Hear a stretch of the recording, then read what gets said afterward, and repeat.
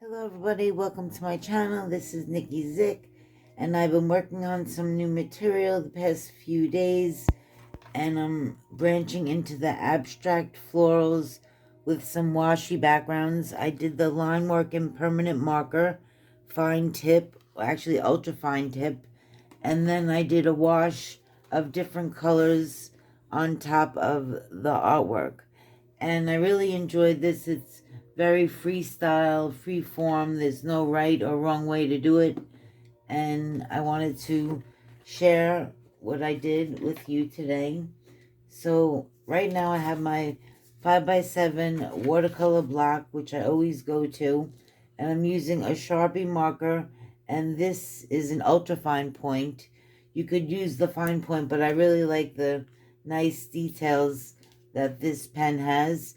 And we'll just start off with the large flowers at the top, and you can make them any shape, and they could be organic. I had some petals on some of mine. You could do swirls, you could do dashes or little tick marks on the outer edge, which I did on some of my other flowers that you'll see. You can also do a little sundial of more details. The more detail I find in the flowers, the more interest in the final piece. So we have one flower here, then we'll do a pinwheel flower, and then we'll do some small little petals around this flower. I also added some tulips to this design, but we're not going to add them yet. I'm going to try to follow this as best I can. You can do some double outlines, and then a center, a little dot, and then do a large sundial coming out. You could go over your lines. It doesn't have to be contained and perfect. This is loose. Let's see, we'll put one down here. And this will put the little tick lines going outside of the flower using just small dashes going around the outer edge. And just take your time. And then we'll do an inner line, and then we'll do another circle, and then I'll do a black center. Next we'll add a little flower up top, and again with the little petals, I like to do them on the outside of the flowers. Put a little center in there. Now we'll add our tulips. It's just basic tulips like you learn in school. Very primitive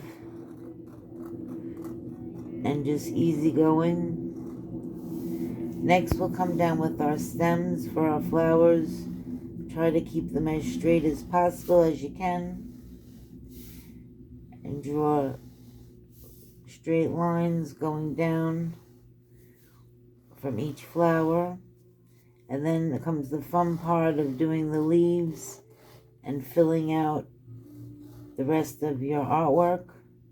I like to draw these longer leaves at the top. And then for this, I like to draw this little mini leaf going down the stem. And the great thing with the permanent marker is as soon as I'm finished drawing with this, I can go right to paint. I don't have to wait for anything to dry. Now I'm going with another leaf shape. And I'm doing just a simple leaf with a line down the center. And then we'll add some leaves. Right now we're trying to make the bottom of this artwork feel as full as the top does.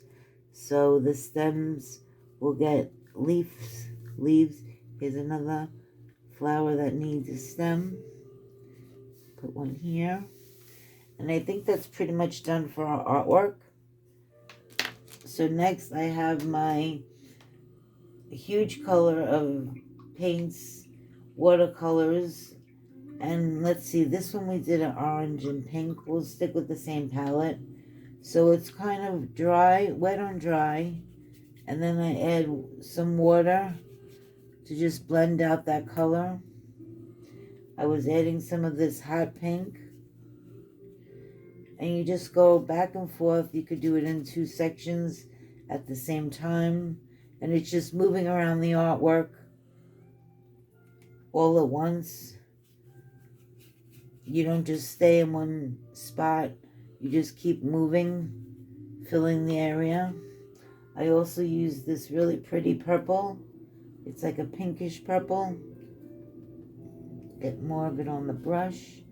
This palette dries very quickly. It was an inexpensive one. It's called Grabby. I got it on Amazon.